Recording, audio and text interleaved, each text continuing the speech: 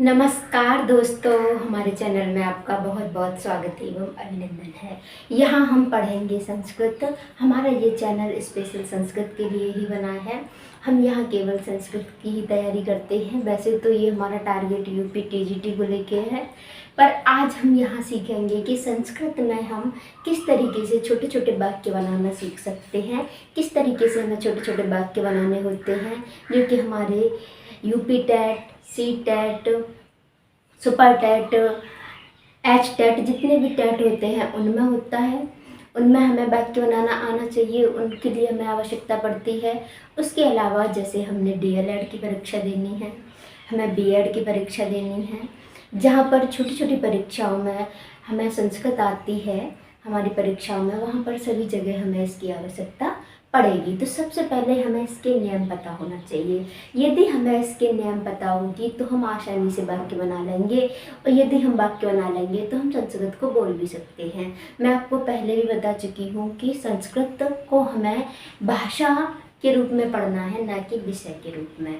जिस दिन हम संस्कृत को भाषा समझने लगेंगे, विषय नहीं, उस दिन संस्कृत हमारे लिए बहुत ईजी हो जाएगी, बहुत ज़्यादा सिंपल हो जाएगी। तो आइए अभी हम इसके साथ में प्रारंभ कर लेते हैं। हमें करना क्या है?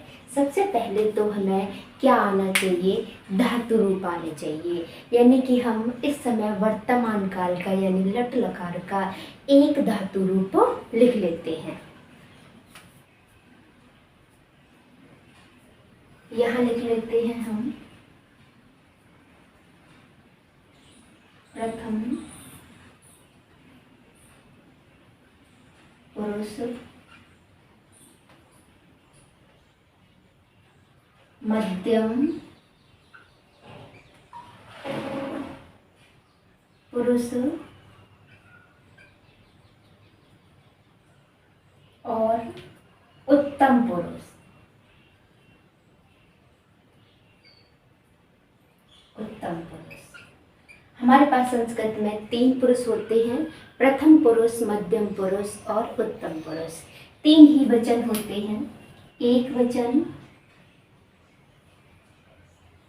एक वचन,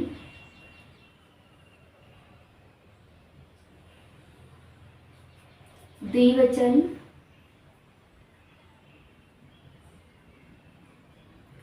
और बहुवचन।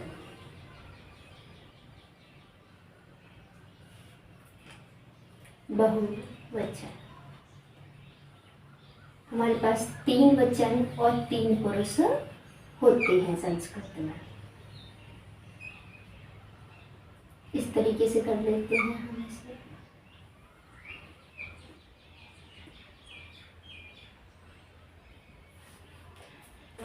ये चार्ट होता है हमारे पास।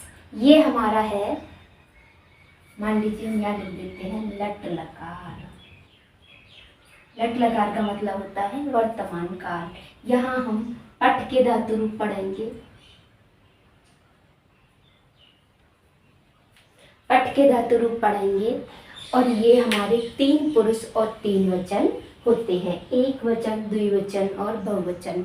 हम अच्छे से जानते हैं, एक वचन का मतलब होता है एक व्यक्ति, द्विवचन का मतलब होता है 2 व्यक्ति, बहुवचन का मतलब होता है 2 से कितने भी अधिक। इसके बाद हमारे पास 3 पुरुष होते हैं, प्रथम पुरुष, मध्यम पुरुष और उत्तम पुरुष। प्रथम पुरुष, मध्यम पुरुष और उत्तम पुरुष, इसे हम याद कैसे रखेंगे? प्रथम मतलब पहला, मध्यम मतलब बीच का है ही, उत्तम मतलब नीचे। उत्तम का मतलब क्या होता है? श्रेष्ठ। एक व्यक्ति होते हैं अधम, एक मध्यम और एक उत्तम। तो उत्तम का मतलब क्या होता है? श्रेष्ठ। तो ये वाला नीचे पुरुष है, हमें ऊपर नीचे का क्रम याद रखना है। अब हम इसे कैसे पढ़ते हैं? ये होता है हमारा पट शब्द है।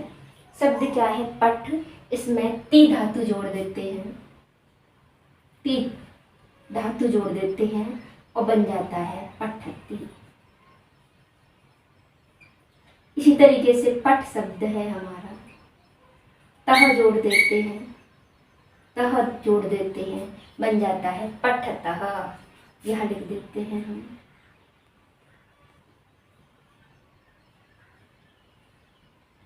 इसी तरीके से यहाँ पठ धातु है, अंत्य जोड़ देते हैं, बनता है पठंती।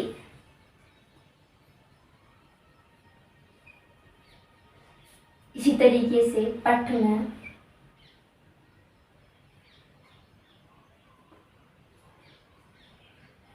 सी जोड़ देंगे, बनेगा पठसी। यहाँ पठ में थ जोड़ देंगे, बन जाएगा पठत्थ। यहाँ पठ में थ जोड़ देंगे, बन जाएगा पठत।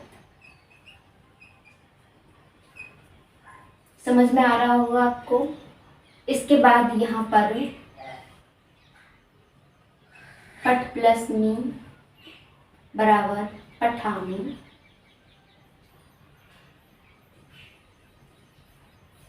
इसी तरीके से यहाँ पठ प्लस आवह बराबर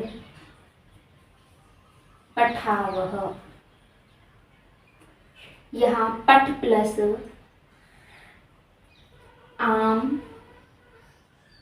आमह बराबर पठामह। ती तह अंति सी थ आम आवह आमह। इस तरीके से होता है, जिसके रूप इस तरीके से हो जाते हैं। पठती पठतः पठन्ति, पठसी पठथ पठत, पठामि पठावह पठामः।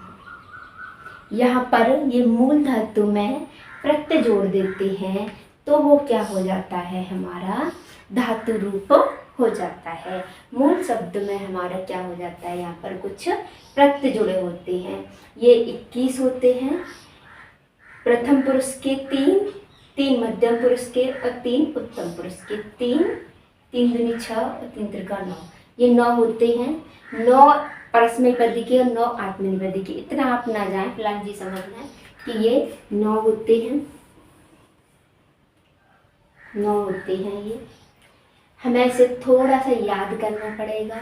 पठती पठतः पठन्ति, पठसी पठथ पठत, पठामि पठावह पठामः।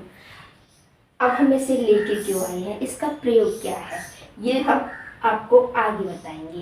पहले हमें क्या करना है, इसको याद रख लेना है।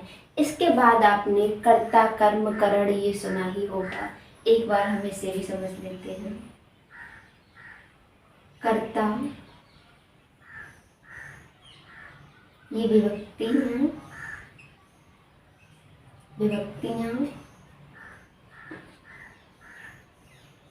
कर्ता, कर्म, करण, संप्रदान, अपादान, अपादान, संबंध,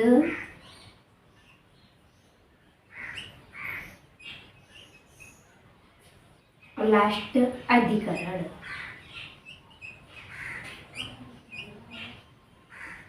अधिकरण थोड़ा ये बोर्ड छोटा पड़ जाता है। ये विभक्ति हो गई। अब इनका काम क्या है ये जान लेते हैं। कर्ता, या हम इसके चिन्ह लिख लेंगे।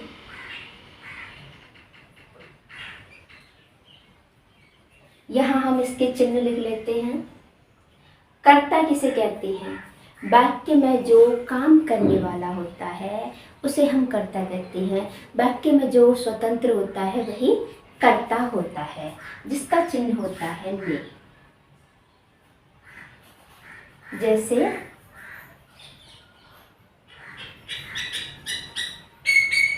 राम ने, राम ने। दूसरा है कर्म। कर्म किसे कहते हैं अब ये जान लेते हैं। कर्म, कर्ता जिस कार्य को करता है उसे हम कर्म कहते हैं। कर्ता अपनी इच्छा से, कोई करवा नहीं रहा है, कर्ता अपनी इच्छा से जिस काम को करता है उसे हम कर्म कहते हैं। कर्ता ईप्सितमं कर्मम, कर्ता जिसको चाहता है उसे हम कर्म कहते हैं। तो इसका चिन्ह होता है को, इतना हम सब जानते हैं। कर्ता कर्म को करण संप्रदान रेस से, ऐसा हम सब जानते हैं, लेकिन हमें इसे प्रयोग में कैसे लेना है वो मैं आपको सिखाने की कोशिश कर रही हूँ। कर्म, कर्म का चिन्ह होता है को। जैसे मान लो राम ने पुस्तक को, राम ने पुस्तक को पढ़ा, क्रिया भी लिख लेते हैं साथ में, पढ़ा। राम ने पुस्तक को पढ़ा या राम पुस्तक को पढ़ता है। तीसरा कारक है हमारा करण कारक। करण कारक किसे कहते हैं? कर्ता अपने कर्म को करने के लिए जिस साधन का प्रयोग करता है उसे हम कर्म करण कहते हैं। जैसे इसका चिन्ह होता है शी, साधन में प्रयोग होता है। जैसे राम ने पुस्तक से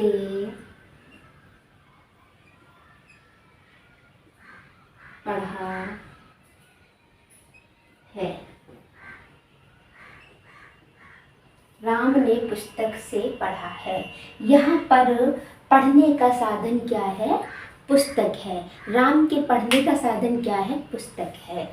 और यहाँ पर राम का पुस्तक क्या है? पढ़ने का कर्म है। यहाँ वो पुस्तक को पढ़ रहा है, कर्म कर रहा है, और यहाँ पुस्तक से पढ़ रहा है। दोनों को ही हमें समझना होगा। यहाँ पर साधन में प्रयोग है पुस्तक और यहाँ कर्म करने में। संप्रदान, देने के लिए हम संप्रदान का प्रयोग करते हैं। कर्ता अपनी इच्छा से, जिसे वो चाहता है कुछ देना, किसी को कुछ देना चाहता है, उसे हम संप्रदान कहते हैं। कर्ता अपनी इच्छा से जिस किसी व्यक्ति को संप्रदान, अच्छी प्रकार से दान देना चाहता है, उसे हम क्या कहते हैं? संप्रदान कहते हैं। ऐसा नहीं उसे जबरदस्ती दिलवाया जा रहा है या वो लोभ से दे रहा है, अच्छी प्रकार से। जैसे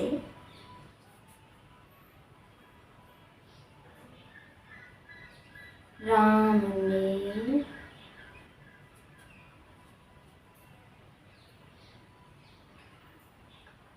अध्यापक को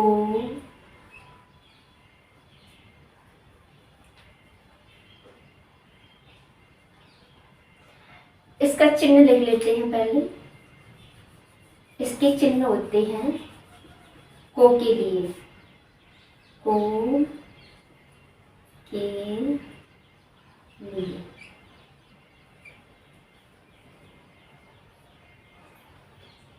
राम ने अध्यापक के लिए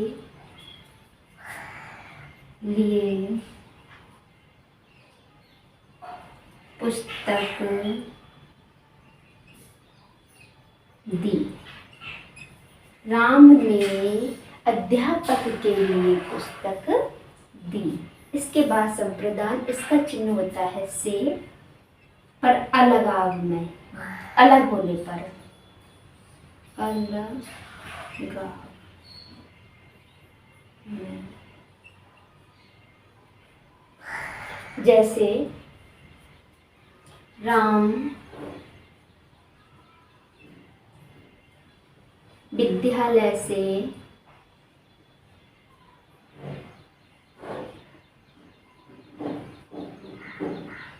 विद्यालय से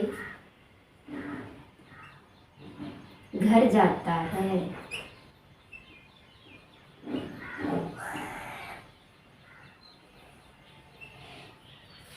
राम विद्यालय से घर जाता है। संबंध, संबंध का प्रयोग जब होता है जब दो चीज़ें, दो वस्तु आपस में संबंध रखती हैं, वहाँ संबंध भाव में जिससे संबंध है उसमें हम षष्ठी विभक्ति का प्रयोग करते हैं। जैसे कि मान लीजिए राम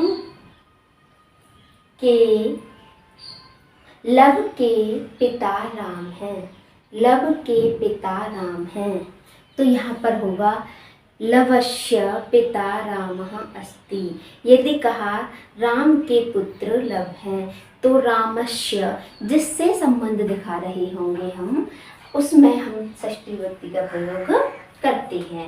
इसका संबंध हो, इसका चिन्ह होता है काकी के, का की के, रा री रे ना नी। हम इसी को लिख देते हैं राम जी के पुत्र लव है। राम जी के पुत्र लव है। काकी के, रारी रे, नानी ने, इनमें से कोई सा भी चिन्ह दिखाई दे देगा। अधिकरण, अधिकरण किसे कहते हैं? जब हम किसी आधार पर होते हैं, यानी कि कोई हमारा आधार होता है। आधार का मतलब होता है जिससे हम टिके हुए हैं, उससे हम आधार कहते हैं। जैसे ये हाथ है और ये लेखनी है, मार्कर है, ये इस पर रखा है, तो ये जो मार्कर है, मार्कर का आधार क्या है? हाथ। तो ये क्या हो गया? मार्कर का आधार क्या हो गया? हाथ। तो हाथ क्या है? हमारा अधिकरण है। अधिकरण किसे कहते हैं? आधार को हम अधिकरण कहते हैं। तो इसका चिन्ह होता है मैं पे पर, मैं पे पर।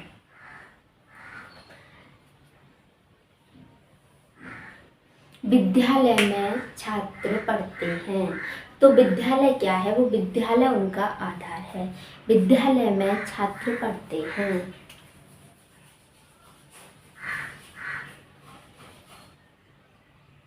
विद्यालय में छात्र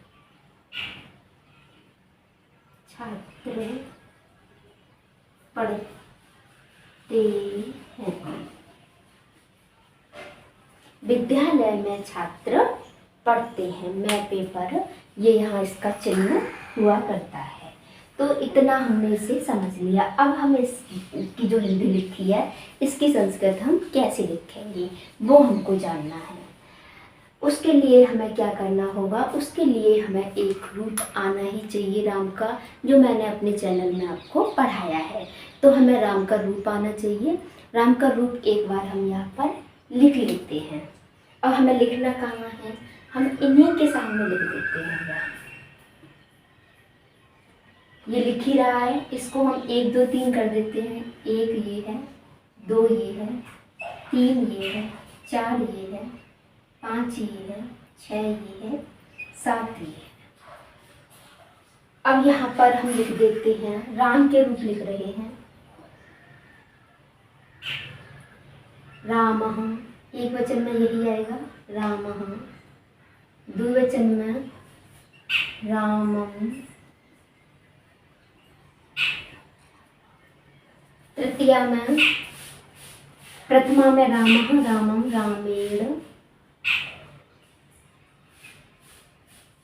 रामेण, रामाय, रामात, रामस्य, च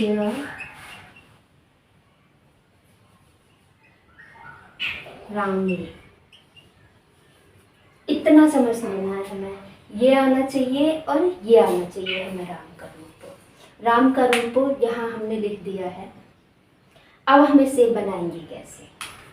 कर्ता में हमारी कौन सी विभक्ति होती है? प्रथम। ये क्या है? कर्ता।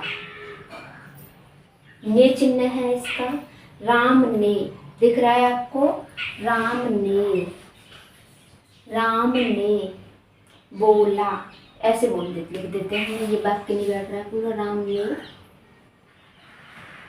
बोला। अब हम इसे कैसे बनाएंगे? राम ने, राम क्या है यहाँ? कर्ता है, तो यहाँ हम इसे क्या कर देंगे? राम। ने तक का हो गया राम। राम ने बोला, राम बदती, बद धातु होगी बोलने के लिए, बद, और इसमें हम ति प्रत्यय जोड़ देंगे। ति प्रत्यय हमने क्यों जोड़ा ये अब देख लेते हैं। ये हमने लिखा था एक वचन, द्विवचन और बहुवचन। प्रथम पुरुष, मध्यम पुरुष और उत्तम पुरुष, ये हम पहले ही लिख चुके थे। प्रथम पुरुष का मतलब है सभी संज्ञाएं और सर्वनाम। सभी संज्ञा और सर्वनाम हमारे प्रथम पुरुष के अंदर आते हैं, केवल दो सर्वनाम को छोड़ के। कौन से दो सर्वनाम? मैं और तुम। मैं और तुम। मैं और तुम का मतलब है, तुम तो मध्यम पुरुष में प्रयोग होता है, तुम कहाँ प्रयोग होता है? मध्यम पुरुष में। तुम दोनों, तुम सब। उत्तम पुरुष में मैं, ये प्रयोग होता है। अब हमने कहा मध्यम पुरुष को ले लेते हैं पहले। मध्यम पुरुष में तुम का प्रयोग होता है। जब वाक्य में तुम लगाया जा रहा होगा तो मध्यम पुरुष की क्रिया लगाएंगे।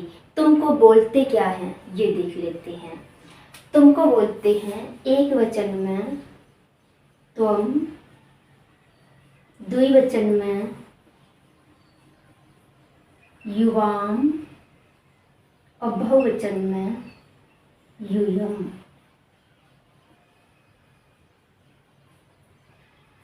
इसके बाद जब उत्तम पुरुष का प्रयोग करते हैं, जब मैं का प्रयोग करते हैं, वाक्य में मैं होगा, तो इसे हम बोलते क्या है? अहम एक वचन में, अहम मैं लिख देती हूँ, एक वचन,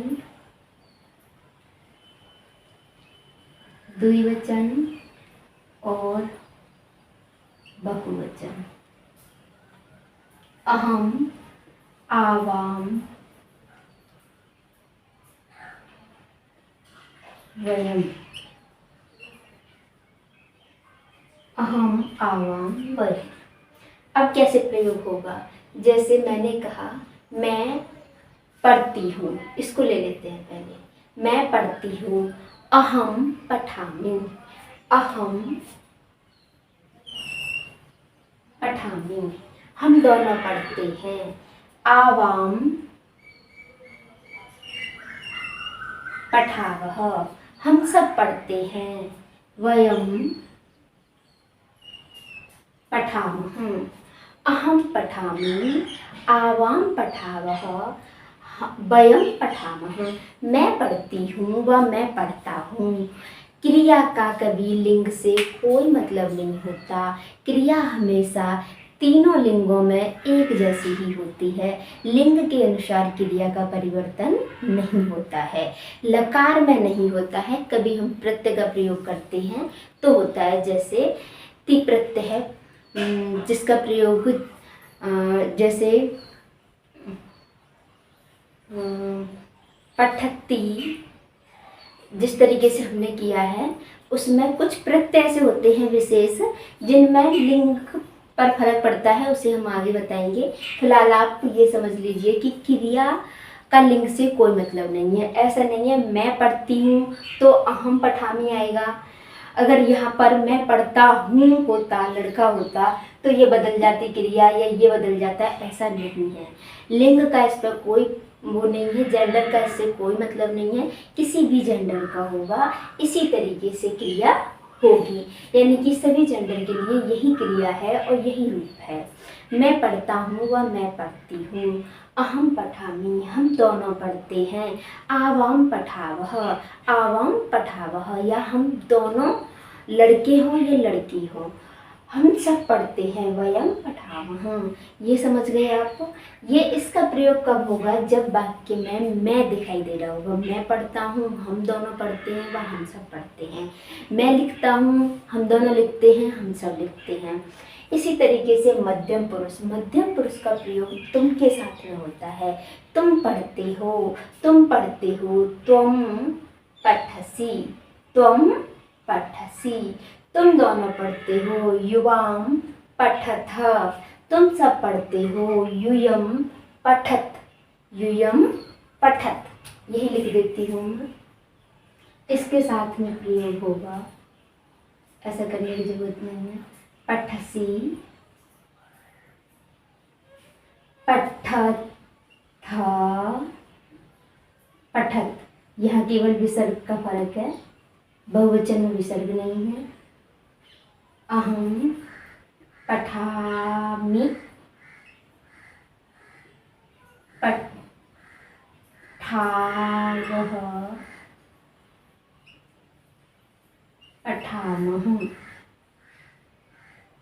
इस तरीके से। तो आपको इतना चार्ट तो ये समझ में आ गया होगा।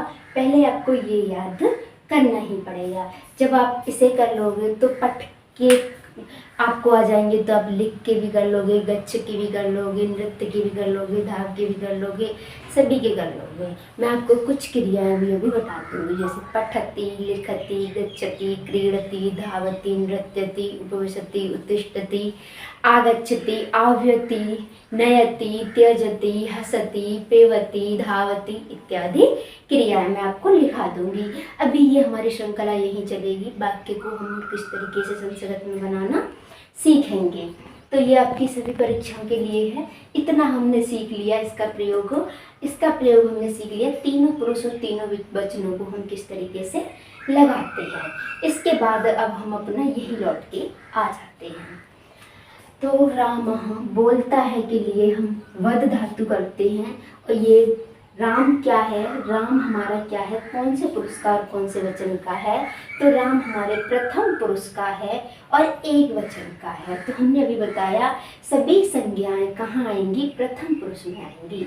सभी संज्ञाएं कहाँ आएंगी, प्रथम पुरुष में। और सभी सर्वनाम भी आएंगे, केवल 2 सर्वनाम को छोड़ करके बाकी सभी सर्वनाम प्रथम पुरुष में आएंगे। तो ये हमारा कहाँ आ जाएगा, प्रथम पुरुष में।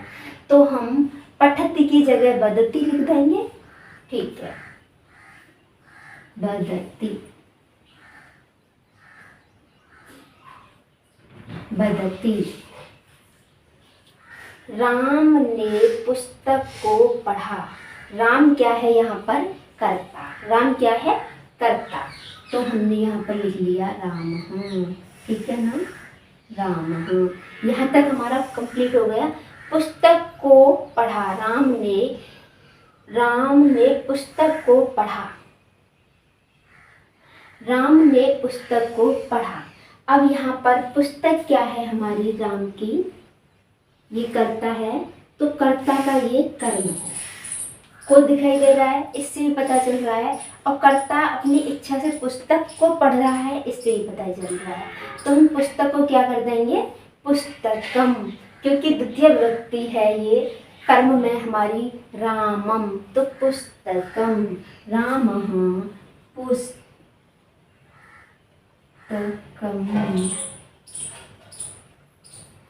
पुस्तकम, पुस्तक को पढ़ता है। पढ़ने के लिए क्या हो जाएगा, कर्ता और क्रिया का संबंध होता है। तो कर्ता प्रथम पुरुष एक वचन का है, तो क्रिया भी प्रथम पुरुष एक वचन की लग जाएगी। तो ये वाला लग जाएगा पठति। एक बार फिर से जान लेंगे, रामः पुस्तकम पठति। राम क्या था यहाँ पर, कर्ता था। तो राम का रामः होगा ही, क्योंकि यही रूप होता है। पुस्तकम क्यों हो गया पुस्तक का, क्योंकि कर्म द्वितीय विभक्ति में है, द्वितीय विभक्ति का रूप इस तरीके से राम चलता है, तो हम पुस्तकम कर देंगे। यही होता राम ने भोजन को खाया, तो हो जाता रामः भोजनम खादति। राम ने लेख को लिखा, रामः लेखम लिखति।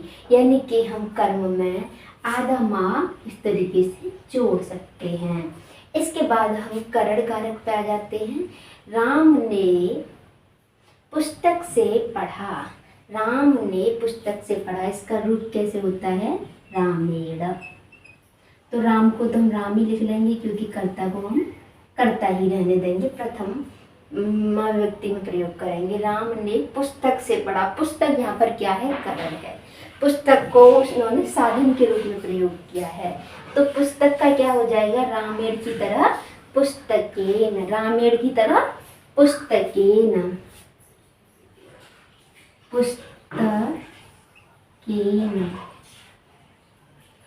और पढ़ने के लिए क्या हो जाएगा, क्रिया कर्ता के अनुसार चलती है, तो यहाँ यही पठती एक वचन की चल रही है, प्रथम पुरुष एक वचन पठती। रामः पुस्तकेन पठति। संप्रदान पे आ जाएंगे। राम ने अध्यापक के लिए पुस्तक दी, राम ने अध्यापक के लिए पुस्तक दी।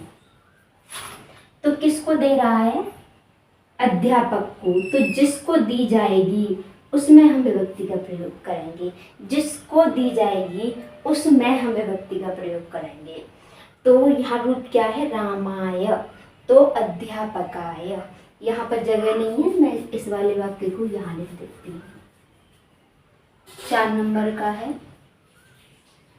राम को हम राम ही लिख लेंगे, राम हम क्या कर रहा है, अध्यापक के लिए पुस्तक दे रहे हैं, तो अध्यापक का क्या हो जाएगा, अध्यापकाय, अध्यापकाय।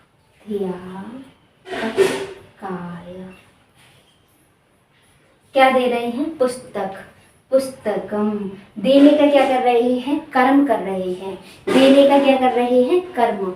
और जिसको दे रहे हैं वहां पर कौन सी विभक्ति लगेगी, हमारी चतुर्थी विभक्ति लगेगी, संप्रदान कारक, संप्रदान कारक। तो हो जाएगा पुस्तकम, पुस्तकम। देने के लिए ददाति, ददाति। एक वचन में ददाति, यदि बहुवचन होता तो ददती हो जाता। पुस्तकम, यहाँ आपको दिख रहा होगा मैंने पुस्तकम को ऊपर बिंदी में लिखा है, इसको भी मैं आपको अभी अभी बता देती हूँ थोड़ा सा। यदि यहाँ पर ऐसे माँ आना है और इसके बाद यदि व्यंजन आ जाए और एक जगह स्वर आ जाए, व्यंजन और स्वर दो ही चीज आएंगी। यदि व्यंजन आ जाएगा तो हम इस माँ का क्या कर देंगे, अनुस्वार, और यदि स्वर आ जाएगा तो हम इसका मकार करेंगे। तो यहाँ पर इस माँ के बाद क्या आ रहा था, व्यंजन, तो हमने इसका क्या कर दिया, इसे स्वर में अनुस्वार में लिखा। इसी अनुसार हमें यहाँ भी पुस्तकम इस तरीके से लिखना होगा। आप ये भी लिखते समय ध्यान रखेंगे। यहाँ तक हमारा काम हो गया। इसके बाद राम ने अध्यापक को पुस्तक दी, ये हो गया। राम अपादान, राम विद्यालय से घर जाता है। यहाँ पर अलग हो रहा है, तो यहाँ पर अलग क्या हो रहा है, विद्यालय से अलग हो रहा है। किससे अलग हो रहा है, विद्यालय से। तो विद्यालय में हम पंचमी विभक्ति लगाएंगे और रामात की तरह विद्यालयात हो जाएगा। राम मैं लिख देती हूँ, राम विद्यालयात। कहाँ जा रहा है, घर को जाता है। गृहं गच्छति, घर को जा रहा है, कर्म कर रहा है। गृहं गच्छति। गच्छति माने जाना होता है। गृहम गच्छति। गच्छति माने जाना होता है। आगच्छति माने आना होता है। इसके बाद एक बचा हमारा षष्ठी वाला बचा, राम जी के पुत्र लव हैं। राम जी के पुत्र लव हैं। तो यहाँ पर संबंध हम किसका दिखा रहे हैं? राम जी का दिखा रहे हैं पुत्र से। तो रामस्य पुत्रः लवः अस्ति। जिस तरीके से रामस्य है यहाँ पर भी ऐसे आ जाएगा, रामस्य पुत्रः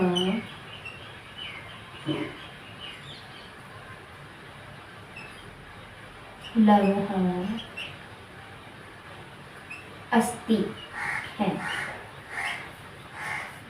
रामस्य पुत्रः लवः अस्ति। शायद आपको दिख नहीं रहा होगा।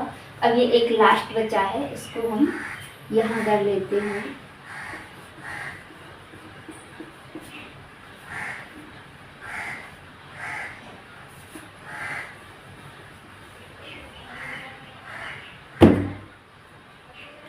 अगले में यहाँ कर लेते हैं अधिकरण में पेपर। विद्यालय में छात्र पढ़ते हैं।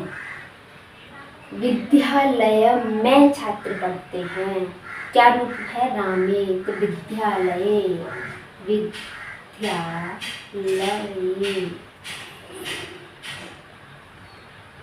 छात्र पढ़ते हैं।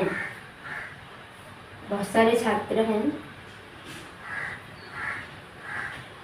छात्राः